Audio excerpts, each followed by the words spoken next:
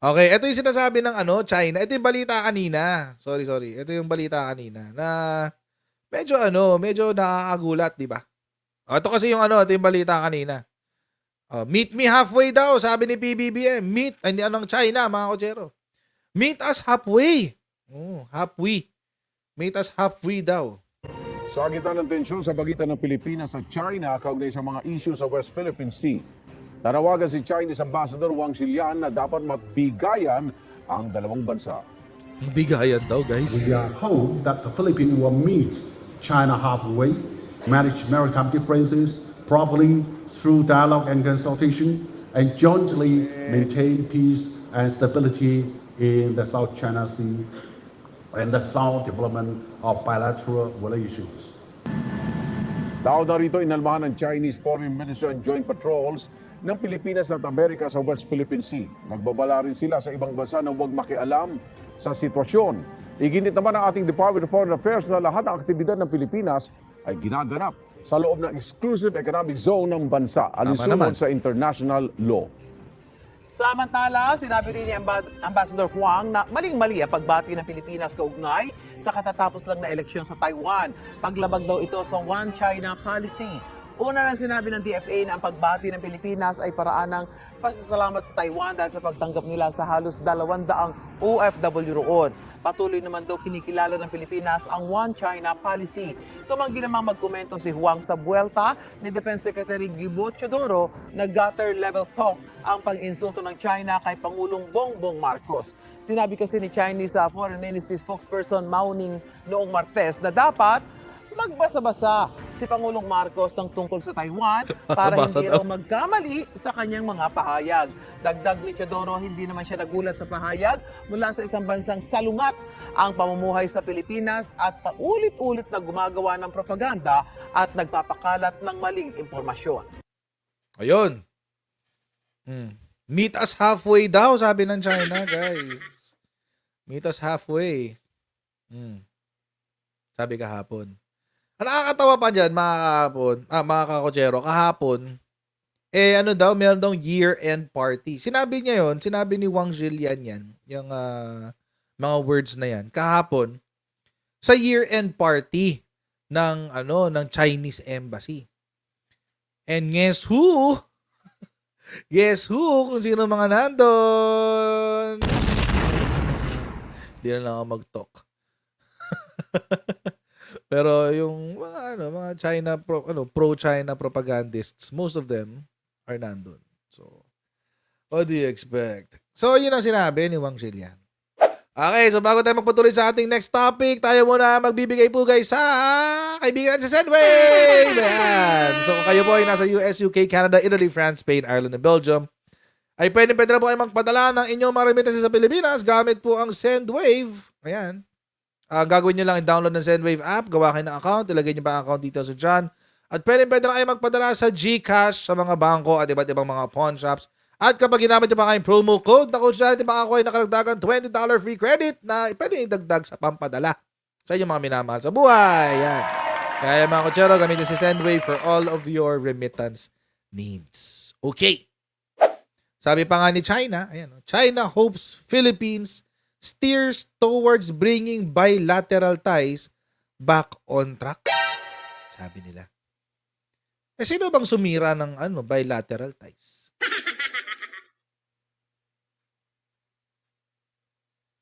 Kayo lang naman kasi pinipilit nyo yung gusto nyo eh. And besides, is the One China policy part of international law? It's not. It's not part of international law. Pero, kahit hindi parte ng international law yan, nirecognize yan ng Pilipinas. Kahit hindi parte yan ng international law. It's a recognition. And recognition can always be taken away. Unilaterally. Wala naman tayong treaty sa China eh. Wala naman tayong treaty sa China.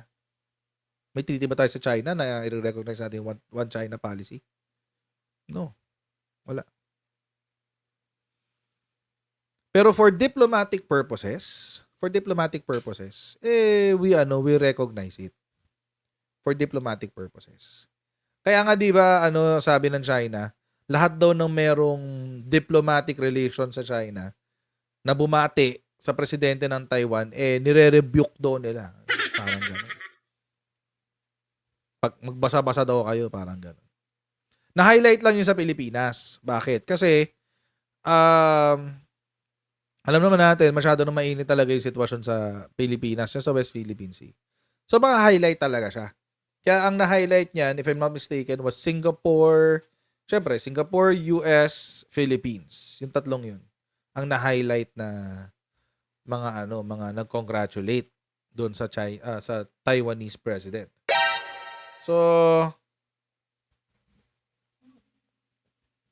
hindi, sasagutin ko to kasi gusto kong sagutin to eh. Hindi ka ba minsan inofera ng China maging vlogger nila? Just curious. Eto, magkukwento ako sa inyo.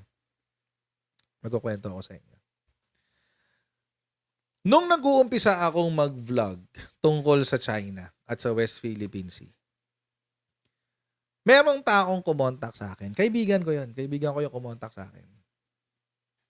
Kinausap niya ako. Sabi niya, Coach, merong nagpapahanap sa akin tungkol sa'yo. Takot naman ako. Sabi ko, baka may papapatay na sa akin. Ganun.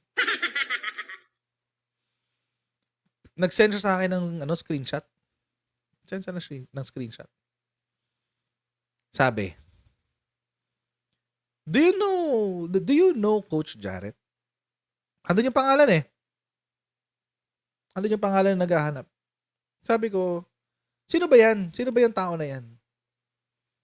Sabi niya, ewan ko, basta kasama yan daw niya sa SMNI before, tapos sa mga ganyan-ganyan.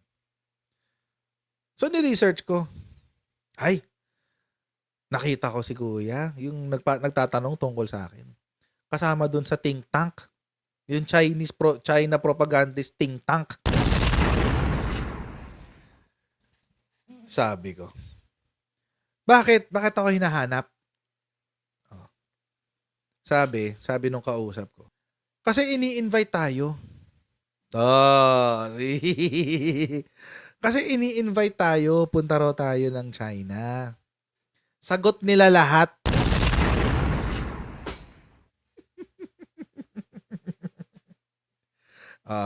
Yon.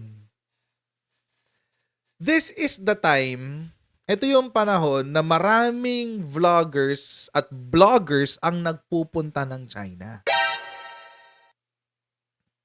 Yan. So sabi ko dun sa kausap ko,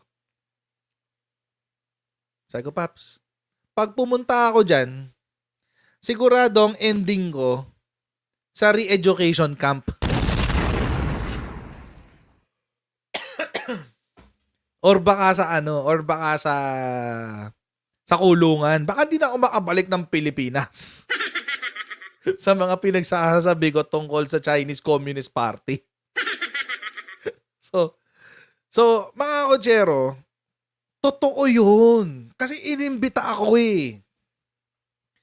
Yung nagdadala sila ng mga vloggers at vloggers doon. Sagot lahat. All in.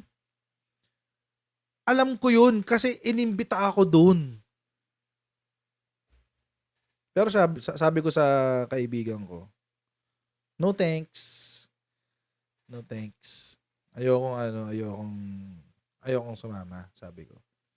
Pero, yun din yung eksaktong words na sinabi ko. Sabi ko, baka hindi na ako makabalik ng Pilipinas pag nagpunta akong China. Sabi ko pa nga sa kanya, pag nga nagpaplano ako ng international flight, iniiwasan ko ang Hong Kong na connecting flight.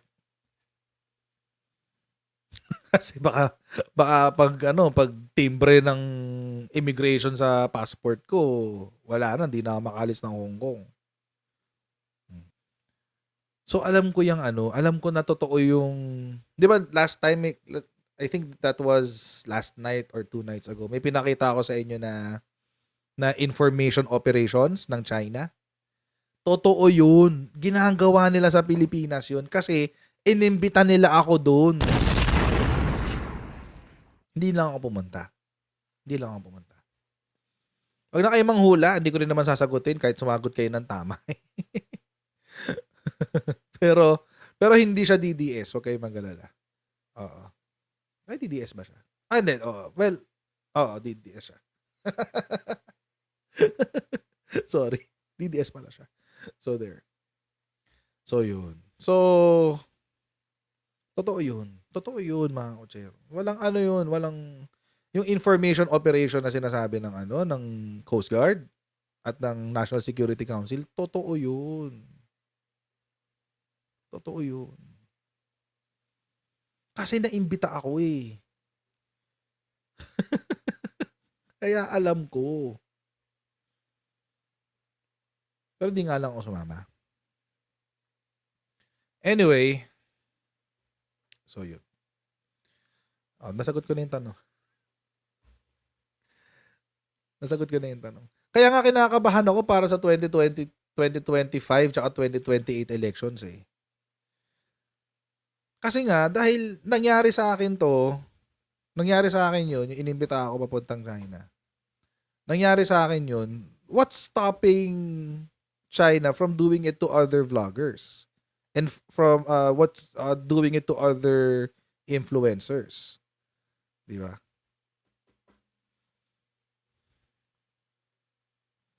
Although hindi ko alam kung ano yung resulta ng pagpunta doon kasi hindi naman ako nagpunta. So I cannot say na kung yung may mga vloggers ba na bayaran na galing ng China, hindi ko masasabi yan. But as far as my experience is concerned, kinontak ako, ang sabi, pinadaan pala sa kaibigan ko yung pag-contact sa akin. Tapos naghahanap daw sila ng mga influencers na dadalhin sa China, all expense paid, and yun, everything else. Tumanggi ako. So yun. Sana coach nagpunta ka, investigate lang ba? Pag nagpunta ako doon, baka di na ako makabalik ng Pilipinas, sir. Mahal ko pa ang pamilya ko. Please lang. Ay, naka. Anyway. So, yun. So, pero yung as far as yung tao dito, yung after yung kapag pumunta ka doon tapos meron pa ba mga transactions after, I cannot talk about it kasi hindi naman ako sumama. So, sila tanongin nyo, yung mga nagpunta doon. Ay, nako. Anyway, going back. So, sabi ni Huang Zhilian, sabi, our relations now stands at a crossroads as stated by our foreign minister Wang Yi, facing a choice of where to go from here.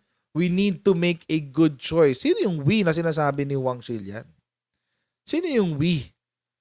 Philippines or China?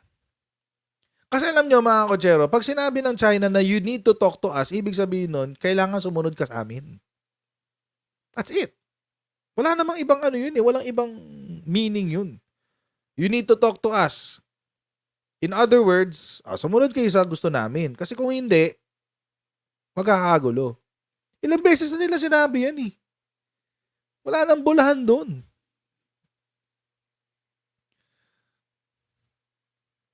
Sabi ni Nelson Sabiñano, paano nakakagamit ng FB si sa China e-block ang FB doon? Exactly. Question ko rin yan eh. Question ko rin yan. So, hindi ko rin alam. I hope I can answer your question, but I can't.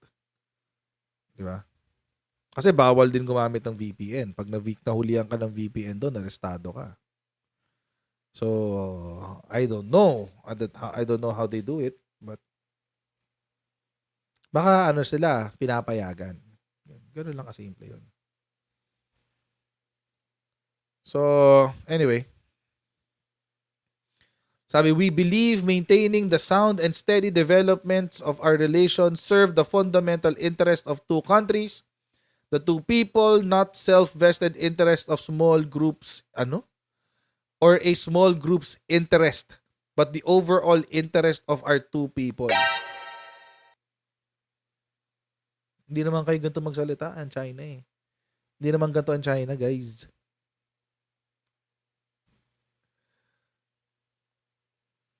Hindi naman ganito ang China eh. Ang China, kung ano yung interest namin, yun na yun. Wala ka ng choice.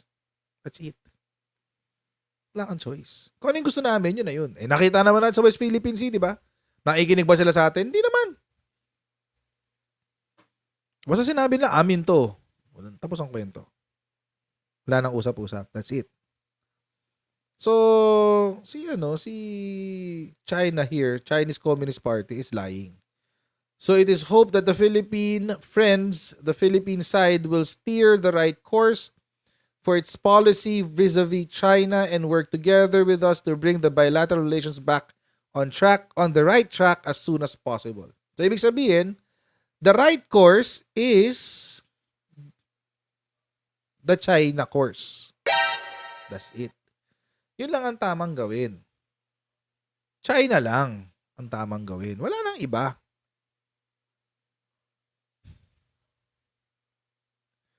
Diba? Tapos may ganito pang kwento. It is normal for neighboring countries to have differences. What is crucial is that differences should be handled through consultation, and this is not only a proven way to get along with neighboring countries, but also a useful experience from the turnaround of our relations for the past few years. Pero si Wang Xilian, dinuro-duro yung chief of staff natin. Alala nyo ba yun? Sinabi ni JV Ejercito, kinuwento raw sa kanya ni General Browner, dinuro-duro daw siya ni Wang Xilian. Eh mukhang malaking tao si si General Browner eh. Mukhang matangkad eh. Tapos mukhang maliit lang to si Wang Xilian eh. Imagine, duro-duruin ka. Diba? Pangit. So, ganun. Parang wala namang parang ang weird, no? Gusto nila, ay pag-usap tayo sa kanila, pero dapat sila lang ang masusunod. Walang ibang masusunod. Sila lang. Diba? Kaya nagsalita si Gibo, Secretary Gibo. Sabi niya, talks with China is useless. November 2023 pa to. November 2023. Walang kwenta makipag-usap sa China. Bakit? Bakit walang kwenta? Kasi mga kotsero,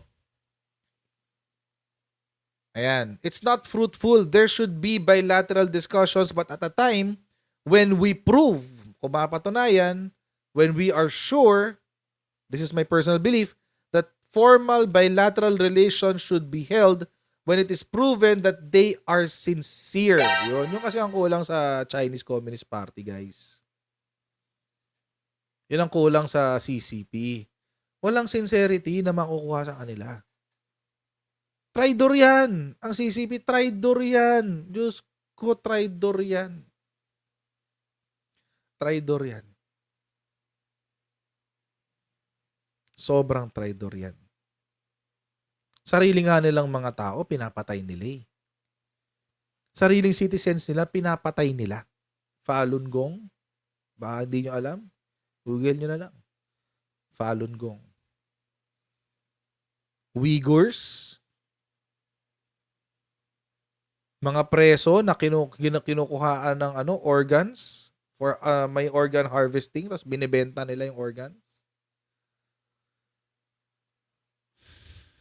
Sarili nilang mga citizens eh, binawalang hiya nila eh. How much more other countries na wala silang pake?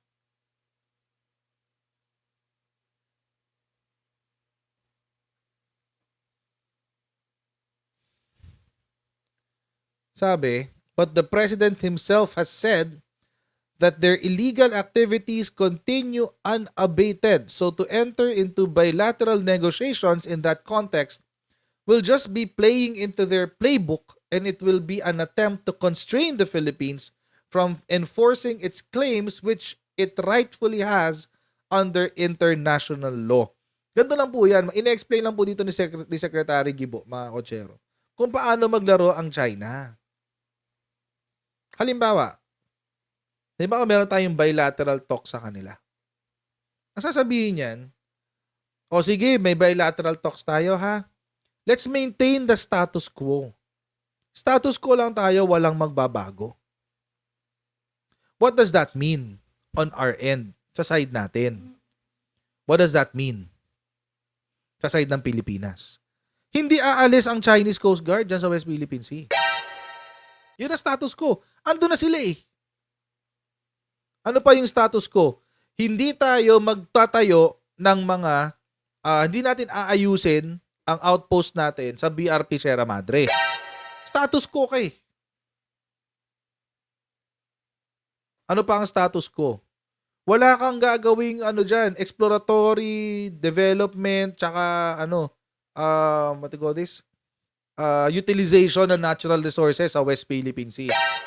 Status quo kay. Wala kang gagawing bago. Kasi status quo ka.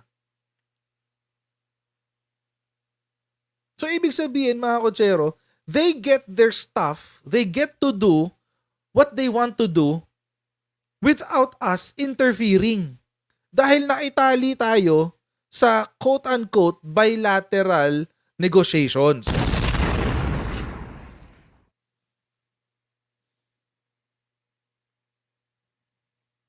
Inuutakan tayo ng China.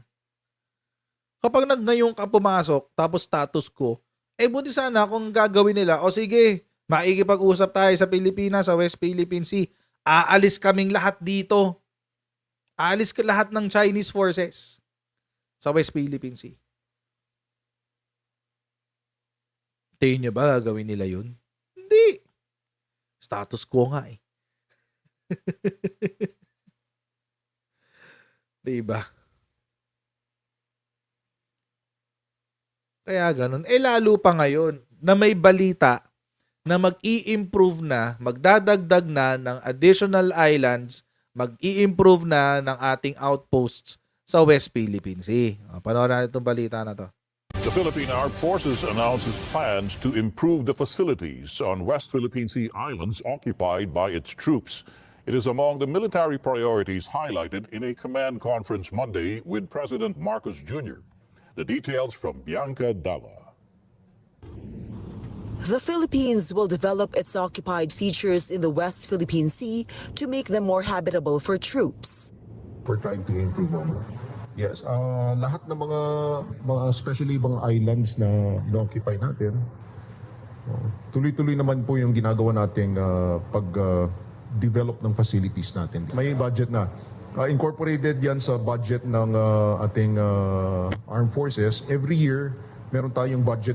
Armed Forces of the Philippines Chief of Staff, General Romeo Bronner Jr. says among the islands that will be developed are Pag-asa Island and Lawak Island, which are part of the Kalayaan Group of Islands. It does not include fortifying Sierra Madre. We are making these features more habitable for our troops. May mga structures na po tayo doon, living quarters, kailangan natin na dagdagan pa itong mga ito just to make it livable and habitable. Kasi napakahirap po ng kondisyon ng mga tropa natin dito sa mga features na ito. We're trying to give them some equipment like the desalination machines so that they have water. We also gave them some means for them to communicate also with their families. Bronner stressed the move should not receive negative reactions from other countries, explaining it is the AFP's responsibility to take care of its soldiers and improve their living conditions. Tensions between China and the Philippines have heightened in recent months as both sides trade accusations over a series of incidents in the West Philippine Sea. President and Commander-in-Chief Ferdinand Marcos Jr. attended the AFP Command Conference at Camp Aguinaldo in Quezon City on Monday. Marcos directed the AFP to reconfigure its approaches in addressing various threats faced by the country. Nabanggit po ng ating Pangulo that we have to think of new ways of dealing with them, innovative ways, no? That is why we have to really make sure that we study all of this things very carefully so that we come up with the necessary solutions. He also mentioned that when dealing with these threats, it is not enough that we deal it by ourselves. Kailangan po natin ng tulong ng ating mamamayan, no? invoking the whole of nation approach, our president mentioned that we also have to gain the support of our international allies and partners. Bronner added, Horizon 3 of the AFP modernization program will focus on the archipelagic defense concept. This means the military will procure more air and sea assets and more radars. Yun. O, paano ngayon yan? So, paano ngayon yung sinasabi ng China na meet us halfway? It won't happen. Kasi magde-develop tayo ng sarili nating puwersa eh. Or baka kaya nila sinasabi yan kasi magde-develop tayo ng sarili nating puwersa. Di ba? Para itali yung mga kamay natin. Sabihin, oh, meron tayong bilateral talks. Nangako kayo na you will meet us halfway. O, wag niyo munang galawin yung mga yan. Wag muna kayong mag-improve. Wag muna kayong mag-develop ng puwersa nyo. Meet us halfway. Parang wala naman kayong tiwala sa amin. Ganon. O. Paano na? Dokuhan talaga yan. Lalo-lalo ngayon, mga kotsero, na bagsak ang economy ng China. Ang growth nila last year was a 5 point something. 5.7, 5.6, something like that. Pero 5.2 pala, 5.2. 5.2%. Considering na China ang world's manufacturing the world's manufacturing plant. Yun ang tawag sa kanya. The world's manufacturing plant ang China. Ang baba niya 5.2%. Baba 'yan. Oh. Paano na?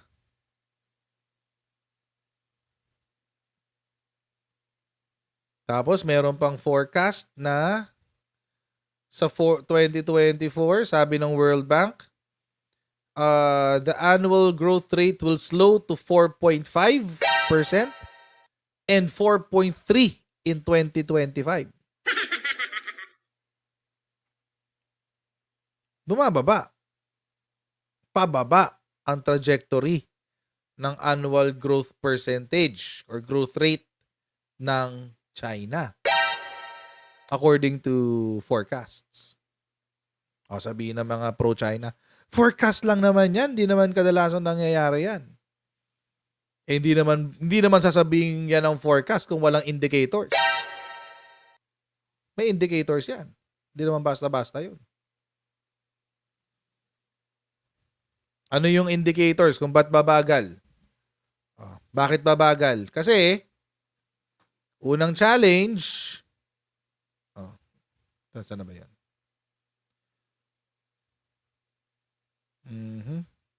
Unang challenge is their economic slowdown. Alam niyo naman yung nangyari sa Evergrande, di ba? Yung Evergrande, yung kanilang real estate. Bagsak ang real estate nila, di ba? Tapos, yung kanilang FDIs was for the first time in 40 years yata, if I'm not mistaken, negative 1.8 trillion. Ay, grabe. Walang namuhunan sa isang buwan. Negative eh. 1.8 trillion. Ano pang problema nila? Wars and shadow wars. O, ito yung ginagawa nila sa Pilipinas. Eh. Shadow war. Or gray zone tactics. So, at saka sumusuporta pa sila sa Russia doon sa Ukraine war. Russia-Ukraine war. Sumusuporta sila dyan. Pero, yung Russia, parang hindi sila happy doon sa suporta kasi pumapalya yung mga makinarya na binibigay sa kanila ng China. So, yun. So, these two things are now affecting their economy. Kaya merong pagbagsak. At kaya ngayon si China nag-meet us halfway. Oh, meet us halfway, China, Philippines. Usap tayo.